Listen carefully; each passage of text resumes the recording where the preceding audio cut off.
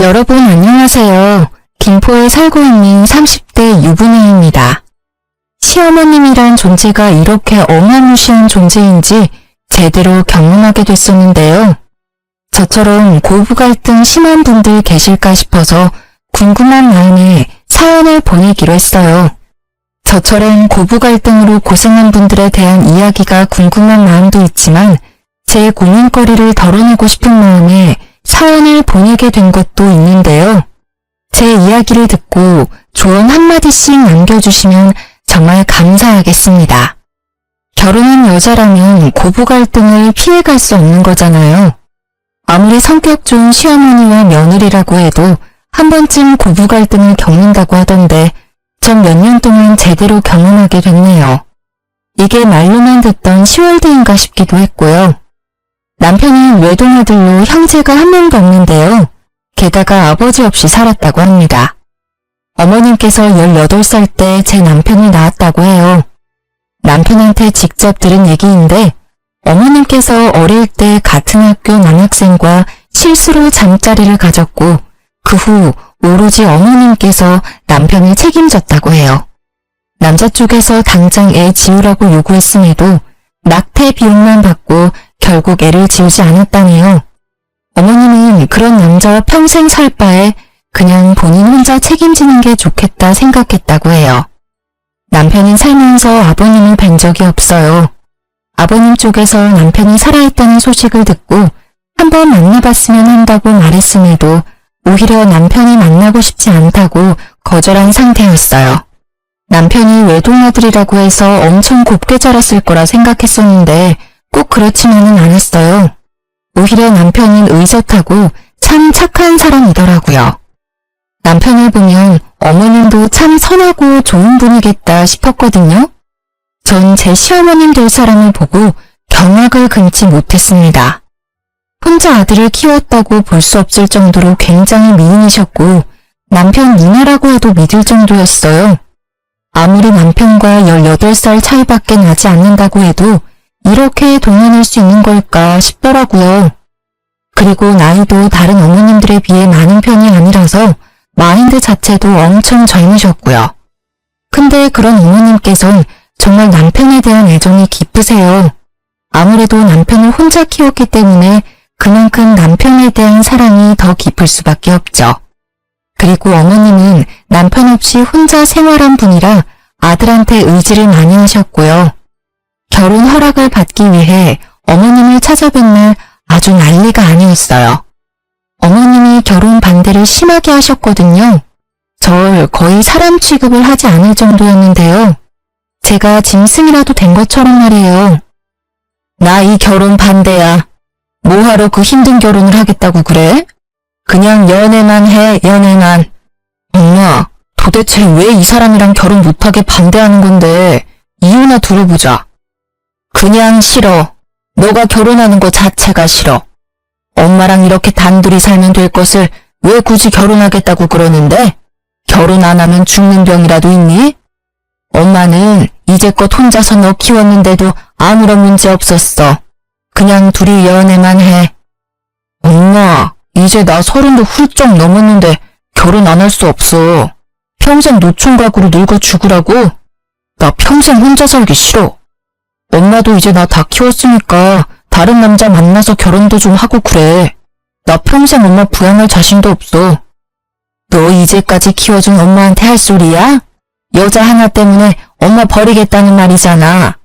아들 새끼 키워봤자 다 소용없다는 말 사실이네.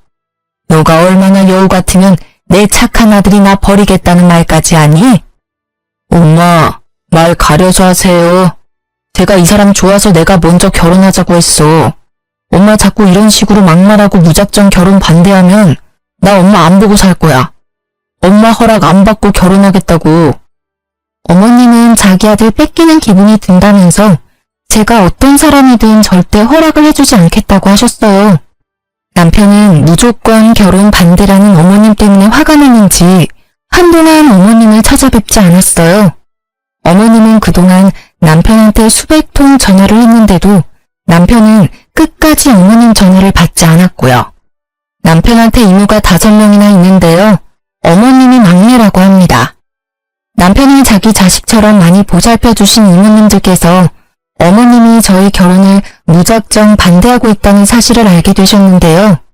그래서 첫째 이모님이 대표로 나서기로 했어요. 첫째 이모님께서 시어머님과 저, 남편 모두 한자리에 불렀습니다. 최미숙, 너 경찬이 결혼 반대한다며? 도대체 왜 이 결혼 반대하는 건데? 내가 봤을 때 경찬이 여자친구 참 참하고 예의 바른 처자더만. 결혼 반대하는 이유나 좀 들어보자. 내 아들 주기 아까워서 그렇지. 내가 이제까지 애를 어떻게 키워왔는데 내 청춘 다 바쳐 키운 내 새끼야. 너가 키우긴 뭘 키워. 거의 내가 다 키운 거지 뭐. 너 경찬이 낳았을 때 고작 나이가 18살이었어. 그 당시 내 나이는 30살이었고 18살 때 너 사춘기 심하게 왔을 때라서 경찬이 거의 돌보지 않고 놀기 바빴잖아. 그래서 집에 혼자 있는 경찬이 불쌍해서 내가 다 키웠어. 너가 이제까지 경찬이를 위해서 해준 게 뭐가 있다고 결혼 반대하고 지랄이니? 언니, 말 참 섭섭하게 한다. 그래, 언니 말대로 나 경찬이 낳기만 했지 언니가 거의 다 키운 놈이야. 그래도 내 배 아파서 난 내 새끼인데 내가 결혼 반대도 못해? 경찬이 평생 이렇게 너 옆에 끼고 살겠다고? 너 진짜 욕심 과하다. 너 하나 행복하겠다고 아들 행복까지 뺏으면 어쩌자는 거야? 너 그렇게 욕심 많은 상태로 늙으면 추하다는 소리밖에 못 들어. 경찬이가 우리한테도 결혼 허락 받으러 왔을 때 울더라. 너 때문에 힘들다고. 지금 이 여자친구랑 결혼 못하면 평생 후회할 것 같다더라. 그러니까 너 욕심 덜어내고 허락해줘. 내가 봐도 좋은 애 같아. 이모님들 도움 덕분에 저와 남편은 결혼할 수 있었는데요. 결혼 허락을 받는 것부터 순탄치 않았지만 그래도 무사히 결혼할 수 있었어요. 그렇게 남편과 결혼한 뒤로 한동안 별 문제 없이 잘 지내고 있었는데요. 결혼 생활을 하면서 느낀 점 한 가지가 있는데 그건 어머님이 정말 인기가 많다는 거였어요. 아까 말한 그대로 제 시어머님은 다른 어머님들에 비해 젊기도 하고 워낙 미모가 아름다운 분이시라서 항상 주변에 남자가 많았어요. 끼도 엄청 많으신 분이라 남자들이 좋아할 수밖에 없겠더라고요. 결혼하고 나서 어머님이 저한테 마음이 어느 정도 열렸을 때 어머님께서 술김에 저한테 말씀해 주신 게 하나가 있는데요. 어머님께서 제 남편 몰래 만난 남자가 엄청 많았다고 했어요. 아무래도 남편이 학생일 때는 한창 예민할 때니까 엄마가 연애한다고 하면 싫어할 수 있을 거라 생각해서 최대한 연애하는 걸 비밀로 했다고 해요. 어머님이 남편 키울 때 일을 잠깐 쉬신 적이 있었는데 그 당시 사귀고 있던 남자친구가 생활비 전액 다 지원해줄 정도로 능력 좋은 남자들 위주로 만났다네요. 지금은 남편한테 숨기지 않고 연애를 자주 하고 계신답니다. 남자친구가 생길 때마다 명품 선물을 엄청 받아오세요. 저도 살면서 본 적이 없는 비싼 명품 가방을 받아올 때도 있습니다. 그러던 어느 날 어머님이 진지하게 만나고 있는 남자친구가 있다고 하시더라고요. 회사 경영하고 있는 CEO인데 연매출이 어마어마하더라고요. 그 남자친구를 소개해주고 싶다길래 저희 부부는 바로 만나겠다고 했습니다. 아, 안녕하세요. 미숙 씨한테 얘기 많이 들었습니다. 들은 대로 아드님이 너무 잘생기셨네. 그렇죠? 제 아들 저 닮아서 인물이 훤해요. 안녕하세요. 저도 엄마한테 얘기 많이 들었어요. 우리 엄마가 아직 철이 없지만 그래도 착해요. 앞으로 우리 엄마 잘 부탁드립니다. 걱정하지 마세요. 저 말고 우리 미숙 씨 누가 책임지겠습니까? 아, 옆에 계신 분은 그 말로만 듣던 며느님이시구나. 며느님이 미숙 씨보다 더 미인인데? 아, 빈말이라도 감사합니다. 어머님 남자친구께서 제 칭찬을 해주시며 분위기를 띄워줬어요. 특히 남편과 성격이 정말 잘 맞더라고요. 게다가 남자친구분께서 운영하고 있는 회사가 남편이 요즘 관심을 갖고 있는 사업 분야와 관련이 있는 회사라서 말이 정말 잘 통하더라고요. 남편과 저 어머님의 남자친구 세 사람은 웃으면서 재미있게 대화를 나누고 있는데 어머님 혼자만 표정이 안 좋으셨어요. 그래서 표정이 안 좋은 이유를 물어봤는데요. 어머님, 표정이 안 좋으세요? 어디 불편한 거라도 있으세요? 그러네. 엄마 어디 아파? 아프면 내가 약이라도 사줄까? 내가 얘보다 못생겼어요? 뜬금없는 어머님의 물음에 남편, 어머님의 남자친구, 저 모두 당황했어요. 순간 분위기가 정말 싸해졌습니다. 전 어머님의 물음을 바로 눈치챘습니다. 어머님의 남자친구분께서 제 칭찬을 했던 게 마음에 들지 않았던 거였어요. 그게 무슨 말이에요? 당신 정말 얘가 저보다 이쁜 것 같냐고요. 어떻게 제가 얘보다 못생길 수 있어요? 그것 때문에 표정이 안 좋았던 거였어요? 당연히 우리 미숙 씨가 예쁘죠. 맞아요. 당연히 어머님이 더 아름다우시죠. 그냥 인사치레로 하신 말씀이시니까 너무 신경 쓰지 마세요. 야, 너 지금 이 사람이 너 칭찬 좀 했다고 너무 기고만장하지 마. 엄마, 왜 그래? 오늘 좀 예민한 것 같네? 예민하긴. 내가 틀린 말 한 것도 아닌데. 가뜩이나 얘가 내 아들 뺏어가서 그것 때문에 기분 언짢은데 이제 내 남자친구까지 뺏어갈 작정이네. 괜히 소개해준 것 같아. 우리 그냥 가요. 얘랑 더 이상 같이 있기 싫어.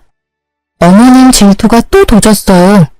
어머님의 남자친구가 제 칭찬한 게 그렇게 마음에 안 드셨나 봐요.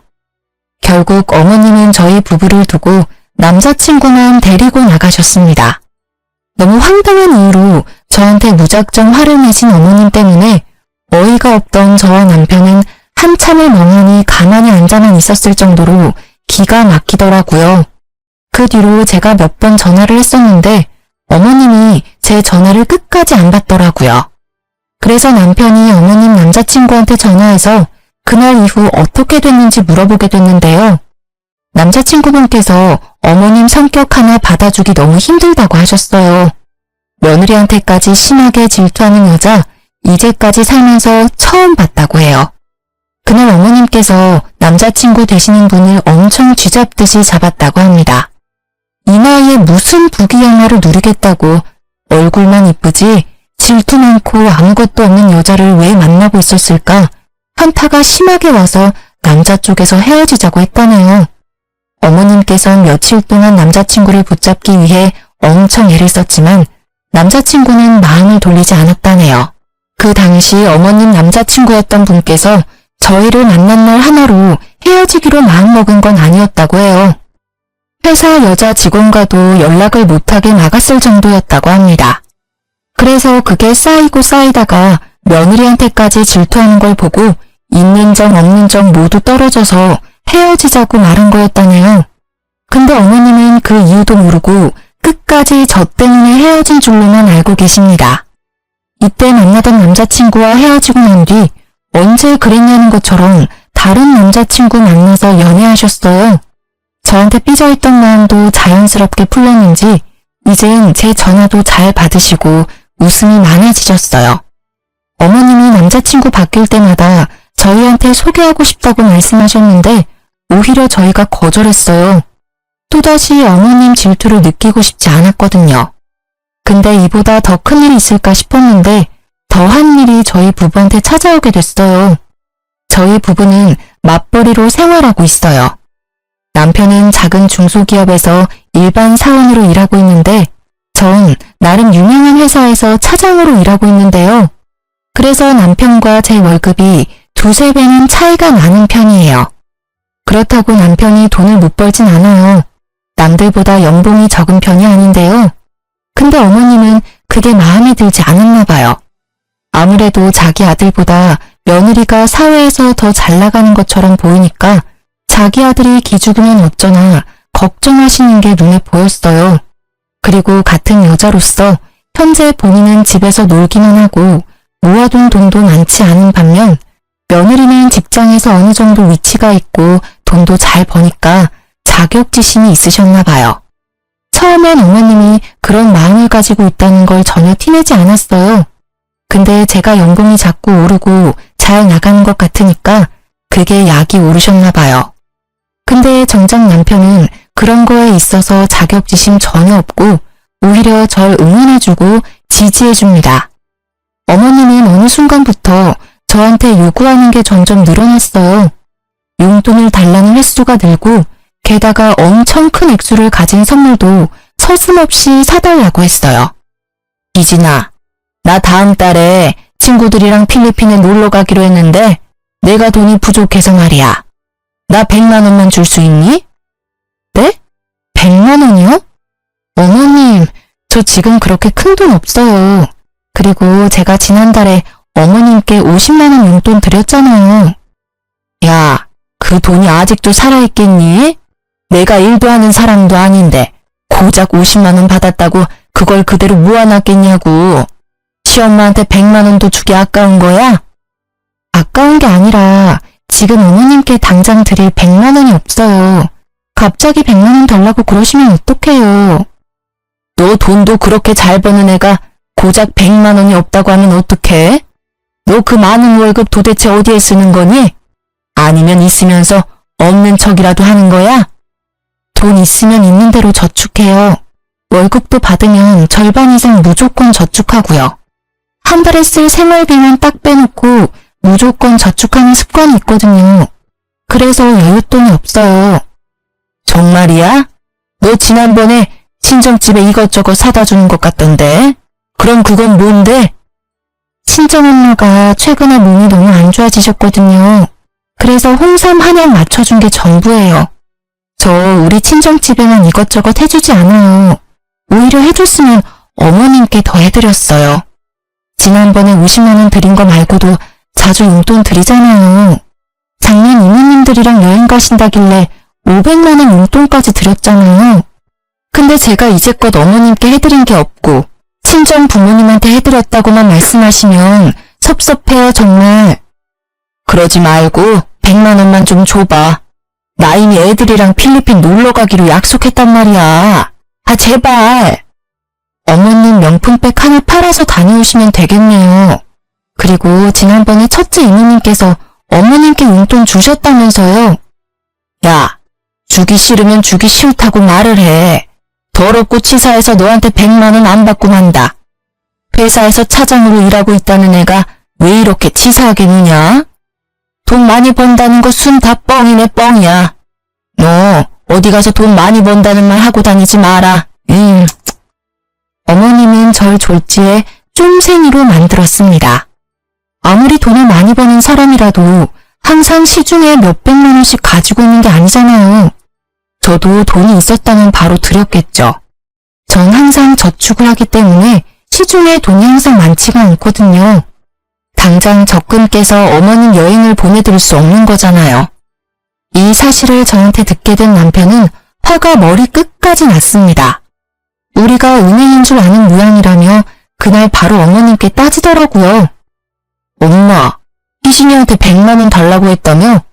우리한테 그 큰 돈이 어디 있다고 그래. 희진이 돈 많이 벌잖아. 너보다 3배 이상 버는 걸로 알고 있는데 당연히 100만 원쯤 갖고 있는 줄 알았지. 있어도 그렇지. 그걸 왜 엄마한테 줘야 하는데? 희진이가 원래 돈 있으면 무조건 저축하는 습관이 있어서 급한 일이 아니면 되도록 그 큰 금액 그냥 가지고 있지 않아. 작년에 엄마 이모들이랑 여행 갔을 때도 그거 그냥 보내준 거 아니야. 희진이가 엄마랑 이모들 여행 보내주고 싶다고 1년 동안 여행 적금 따로 들어놨던 거였어. 희진이는 돈 있다고 막 쓰지 않아. 그렇게 계획적으로 쓴 덕분에 엄마 작년에 여행 편하게 다녀올 수 있었던 거였고 나도 이렇게 좋은 집에서 살 수 있는 거고. 잔소리하고 싶어서 찾아온 거냐? 듣기 싫으니까 그만해. 그냥 엄마한테 돈 주기 싫다고 말하면 되는 걸 요란하게 말하네. 끝까지 내 말 못 알아듣네? 그 뜻이 아니라고 분명히 말했지. 용돈 한 번 받기 더럽게 힘드네. 제 좋은 회사 들어갔다는 거 다 순뻥인 것 같아. 저런 애가 어떻게 좋은 회사에 들어갈 수 있었겠어?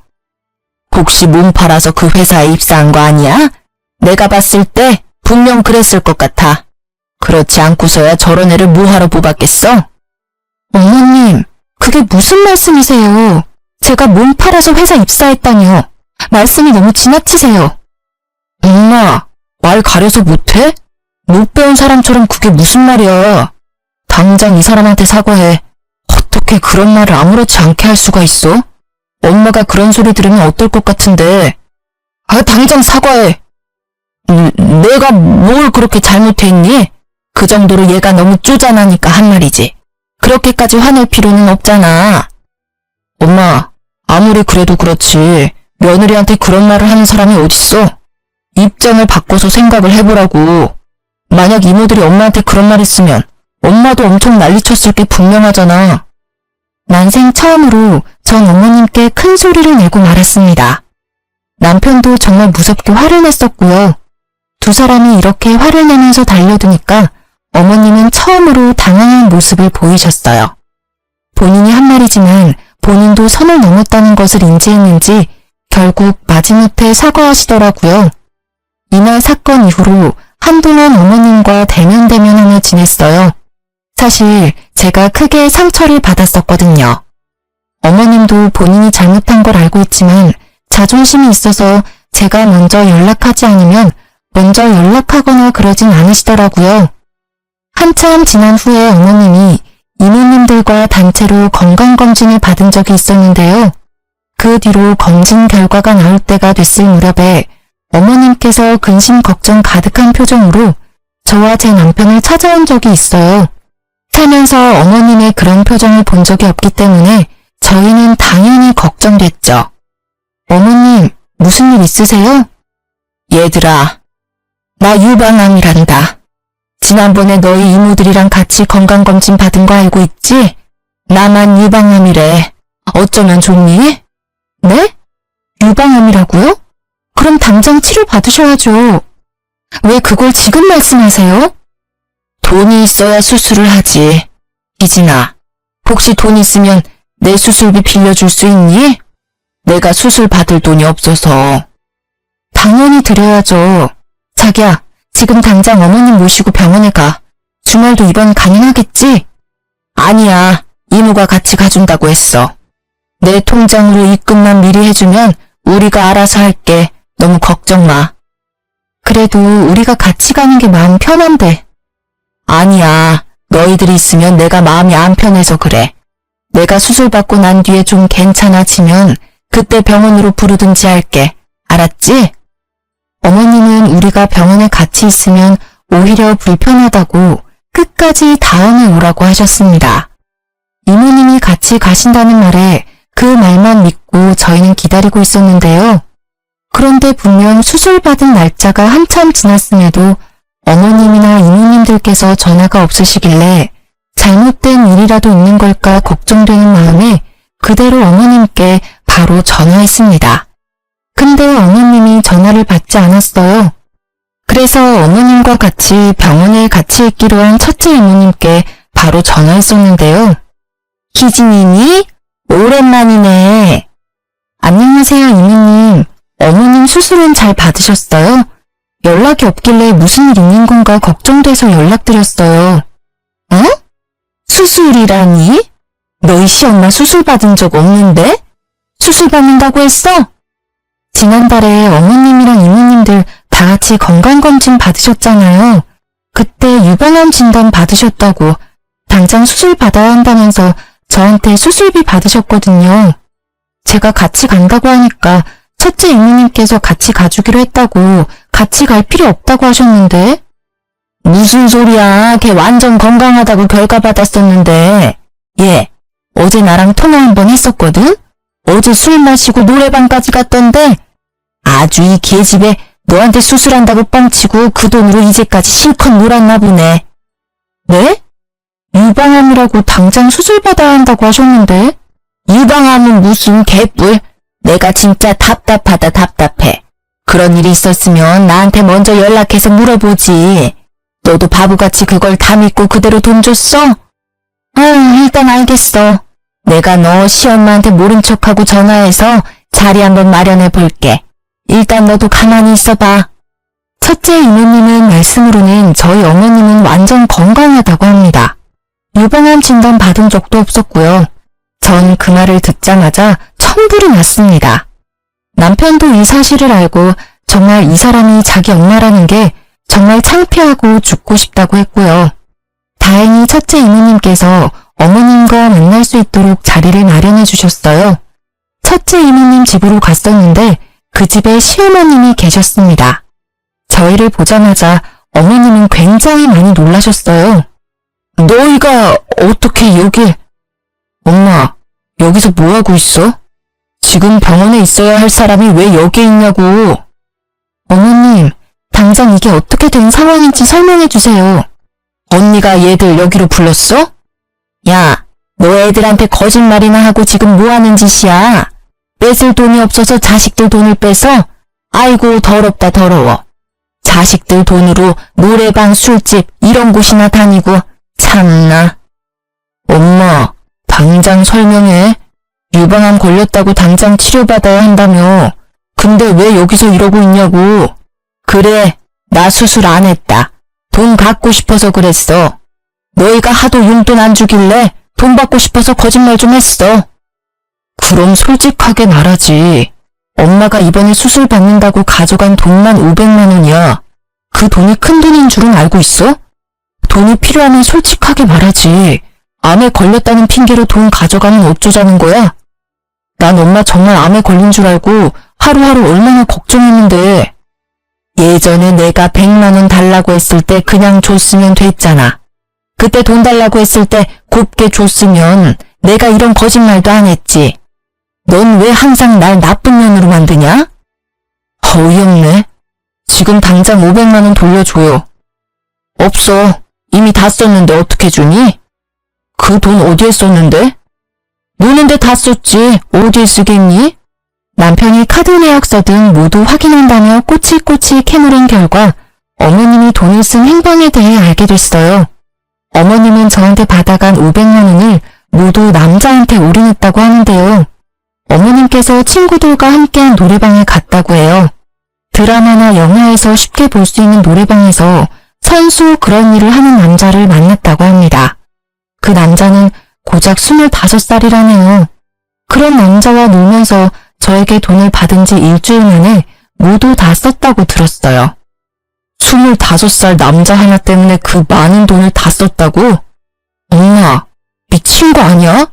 나보다 어린 놈한테 미쳐서 500만 원을 그 자식한테...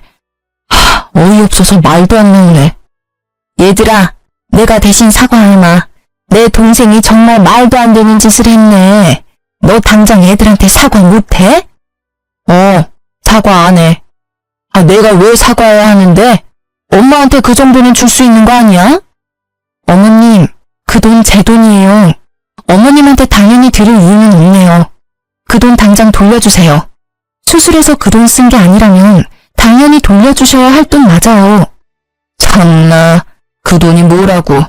그래, 내가 당장 줄게. 내가 돈이 없어서 못 주는 게 아니야. 나 이번에 새 남친 만났어. 그 남친 엄청 부자거든? 내가 지금 살고 있는 전셋집 빼서라도 갚는다 갚아. 500만 원이 뭐야? 그동안 너희한테 가져갔던 돈들 전부 갚을 테니까 앞으로 이런 식으로 사람 도둑년 취급하지 마. 정말 진심으로 반성하지 않나 보네. 엄마, 그 돈 당연히 갚아야 하는 게 맞고 앞으로 우리 볼 생각 절대 하지 마. 나 앞으로 엄마 안 보고 살래. 엄마 말대로 집을 팔아서라도 우리 돈 갚으세요. 분명 엄마 입으로 500만 원 말고도 그동안 우리한테 빌려갔던 돈들 전부 갚는다고 했다. 그러니까 늦기 전에 빨리 주기나 해. 어머님은 우리가 달라고 하지 않았는데도 이제껏 본인이 우리한테 가져갔었던 돈 전부를 갚는다고 하셨습니다. 남편한테 그 돈 전부 받아도 괜찮은 걸까 물어봤었는데 이제 엄마 안 보고 살 거고 어차피 남이 된 마당에 그 돈 맞는 게 맞다며 모두 받자고 했습니다. 남편은 어머님께 많이 실망하고 있는 정 없는 정 모두 떨어졌다고 하네요. 중간에서 지켜보고 있던 이모님께서도 차라리 보고 살지 말라고 그게 우리한테 좋을 것 같다고 하셨어요. 이날 이후 약 한 달이 지난 후 어머님이 제 통장에 1억이라는 돈을 입금하셨는데요. 어머님이 본인 입으로 말한 그대로 전셋집을 내놓았다고 하더라고요. 그렇게 돌려받은 전세금을 그 그대로 저한테 전부 주신 거였는데요. 돈이 입금된 이후 바로 문자가 왔습니다. 이 돈 받고 꺼져라. 앞으로 어디 가서 내 며느리 아들이라고 말하고 다니지 말거라. 너희 말대로 우리 앞으로 보고 살지 말자. 나도 나 지켜줄 남자 잘 만나고 있으니 너희는 평생 그렇게 쪼잔하게 잘 살렴? 이런 내용으로 문자가 왔었어요. 참 유치하기 짝이 없습니다. 남편이 이 내용 그대로 어머님께 문자 받았다고 합니다. 이모님 말로는 어머님보다 5살 많은 회사 사장이라고 하는데요.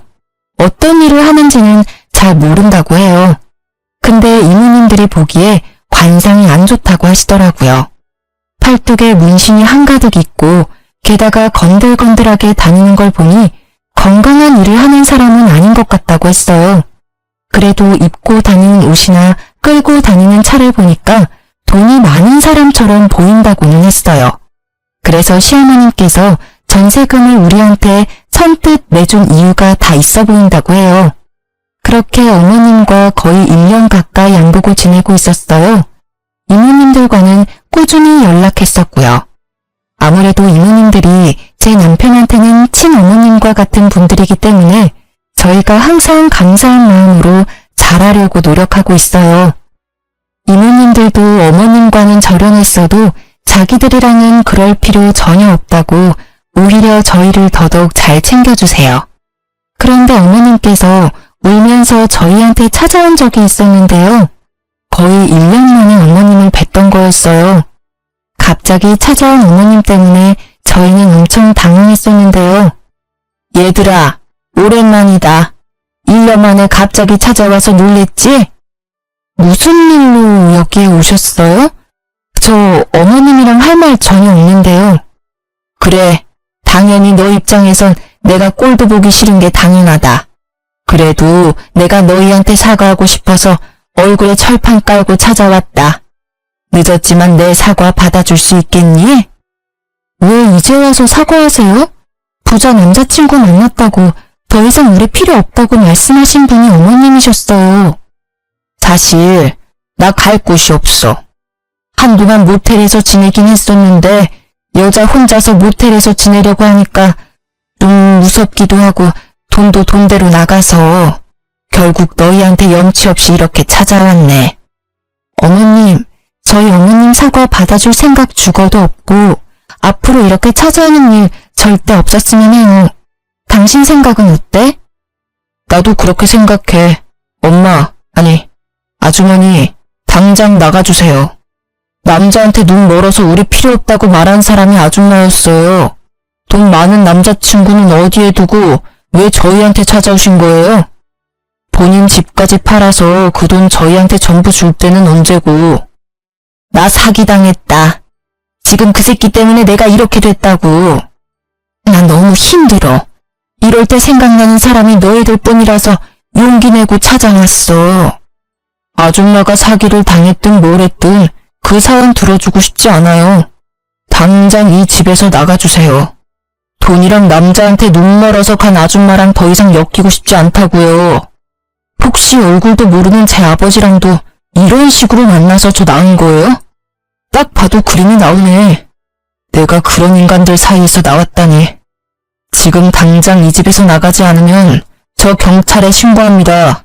당장 나가주세요.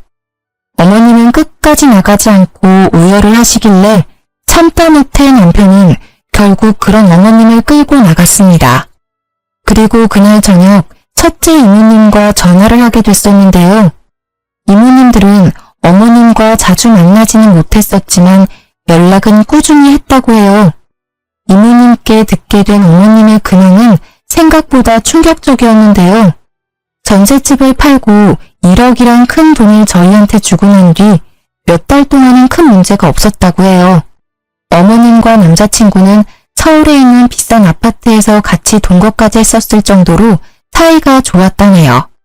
근데 그 이후로 남자친구한테 문제가 생겼다고 합니다.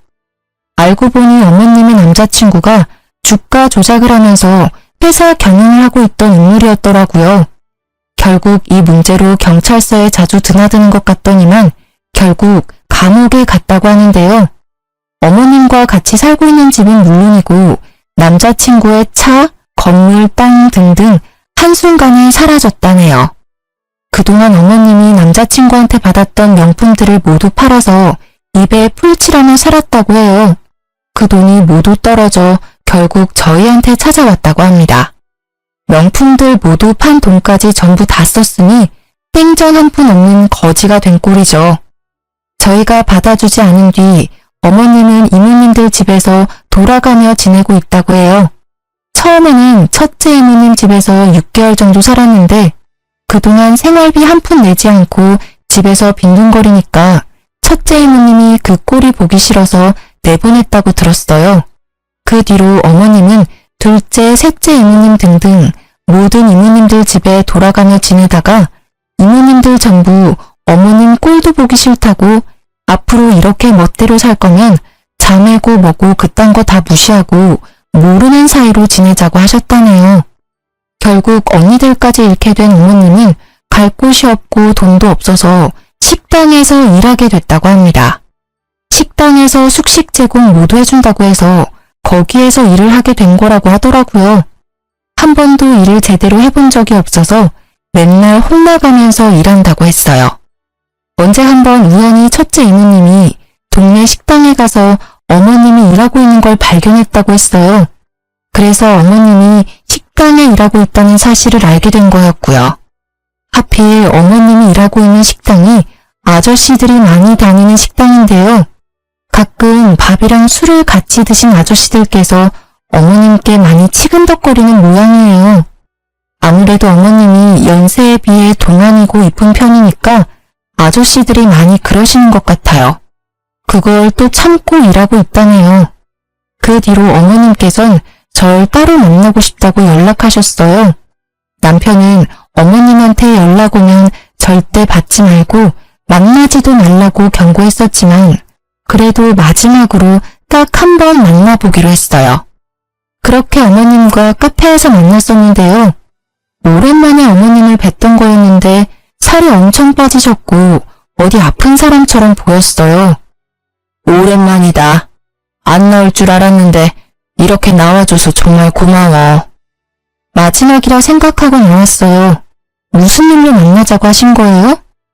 그게 아니라 너가 내 말을 믿을지는 모르겠지만 내가 정말로 암 판정을 받았어. 유방암 2기 정도라고 하는데 지금 당장 수술이 필요하다고 하더라고. 근데 너도 알다시피 내가 돈이 하나도 없어. 그래서 병원 치료 받을 수가 없는데 혹시 괜찮다면 병원비 좀 빌려줄 수 있니? 어머님, 또 돈 달라고 저 부르신 거예요? 예전이랑 같은 수법으로 저한테 돈 달라고 하시네요. 그때도 유방암 걸렸다고 저한테 돈 빌리셨잖아요. 그 말을 또 믿으라는 건가요? 돈이 필요하면 색다른 방법으로 빌리시지 또 암에 걸렸다고 하시면 어떡해요? 정말 암 맞아. 너가 증거 내놓으라고 하면 내가 병원에 가서 진단서 갖고 올게. 정말 유방암 맞아. 나도 더 이상 너한테 돈 얘기 절대 안 하고 싶은데. 어머님, 앞으로 저한테 돈 달라고 연락하는 일 없으면 좋겠고 얼굴 보자는 연락도 절대 하지 마세요. 그냥 저한테 연락 자체를 하지 마세요. 오늘은 그냥 마지막으로 얼굴 뵙기 위해 나온 겁니다. 정말 아니라면 이모님들께 연락을 하든 뭐든 무슨 방법을 써서라도 수술 받으시고요. 어머님을 카페에 두고 전 바로 집으로 갔습니다. 남편한테 어머님이 암에 걸렸다고 하시는데 돈 줄 거냐고 물어봤더니 절대 안 준다고 하네요. 남편도 마찬가지로 어머님이 암에 걸렸다는 걸 믿지도 않았고요. 이모님들도 어머님의 전화를 일절 받고 있지 않다고 하더라고요. 이모님들도 어머님한테 하도 당한 게 많아서 진절머리가 난다고 하더라고요. 암에 걸렸다는 사실을 이모님들께도 알렸는데 그게 진짜인지 아닌지 본인들이 알 방법이 있냐면서 정말 아프면 본인이 알아서 해결할 거라고 절대 신경 쓰지 말라고 하셨어요. 그 뒤로 어머님이 어떻게 살고 있는지는 전혀 모르는 상태인데요. 워낙 미모가 출중하신 분이라서 새로운 남자친구를 만나 잘 지내고 있을지 수술을 받았을지 모르겠지만 식당에서 고생이란 고생은 전부 하신 분이라서 예전처럼 남자 만나기는 쉽지 않을 것 같아요. 실제로 식당에서 일한 뒤로 한 번도 남자친구를 만나지 못했다고 하는데 지금은 어떻게 됐을지 모르겠어요. 부모와 자식이 절연하며 지내는 게 정말 가능한 일인지 상상이 안 갔었는데 그런 말도 안 되는 일이 저희한테 생길 줄은 전혀 몰랐어요. 남편도 항상 하는 말이 자신에게 이런 일이 생길 줄은 꿈에도 몰랐다고 해요. 이모님들과 명절 때마다 만나 뵙고 있는데 만날 때마다 저희한테 항상 하시는 말씀이 부모 하나 잘못 만나서 이게 무슨 고생이냐면서 항상 저희를 안쓰럽게 바라보세요. 남편은 그런 이모님들은 엄마라 생각하고 살겠다며 말하고요. 저도 남편처럼 이모님들이 제 시어머님이라 생각하고 최선을 다해 잘하고 있습니다. 이모님들도 여전히 절 많이 이뻐하시고요. 사람은 욕심이 끝도 없다고 하는데 욕심이 너무 과하면 결국 화를 부르는 것 같아요. 저도 이번 일 계기로 욕심을 적당히 부리며 살아야 되겠다는 다짐을 하게 됐습니다. 그리고 최근에 저희 부부한테 좋은 일이 생겼는데요. 제가 얼마 전 임신하게 됐다는 거예요. 이제 한 달 조금 넘은 상태라 한창 조심해야 할 때입니다. 예전에 임신하고 싶어서 엄청 노력했었는데 임신이 안 됐었거든요. 근데 요즘 몸과 마음이 다 편해서 그런지 임신이 바로 돼버렸어요. 그리고 남편도 회사에서 일을 잘한 덕분에 연봉도 쑥쑥 올랐고 조만간 승진도 가능하지 않을까 싶어요. 그리고 저희는 아기가 생긴 김에 조금 더 넓은 집으로 곧 이사할 예정이에요. 요즘 좋은 일이 차례대로 진행되고 있어 정말 행복해요. 어머님과 그런 일이 있게 된 건 정말 안타까운 일이지만 그 일이 해결된 이후로부터는 저희 부부에게 좋은 일만 가득 생겼습니다. 고부 갈등은 살면서 해결할 수 없는 숙제라고 하잖아요. 결혼하기 전까지 크게 와닿는 부분이 전혀 없었는데 이번 일을 통해서 그 말이 정말 맞다는 것을 제대로 경험했습니다. 전 딸 같은 며느리, 친정엄마 같은 시어머님, 그런 말 절대 믿지 않습니다. 저와 마찬가지로 유부녀라면 다들 믿지 않으실 거예요. 시집간 친구들도 현재 고부 갈등으로 엄청 고생하고 있어요. 그 친구들이 하는 말이 제가 정말 부럽다고 합니다. 시어머니 때문에 받을 스트레스를 이제 더 이상 받지 않아서 좋겠다면서요. 남편이 어머님을 평생 보지 않는다는 사실이 마음 아프지만 그렇게 철없는 어머님과 평생 살면서 고통스러울 바에 안 보고 사는 게 좋지 않을까 싶어요. 전 이제 앞으로 죄책감 이런 감정 느끼지 않고 제 아이와 남편에게 집중하면서 행복하게 잘 살아보려고 합니다. 지금까지 저의 길고 답답한 사연을 들어주신 분들께 감사하다는 말씀 드리고 싶어요.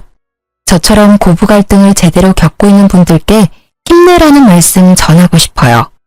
그리고 우리나라 며느리들 항상 힘내고 기죽지 않았으면 좋겠다는 말 전하고 싶습니다.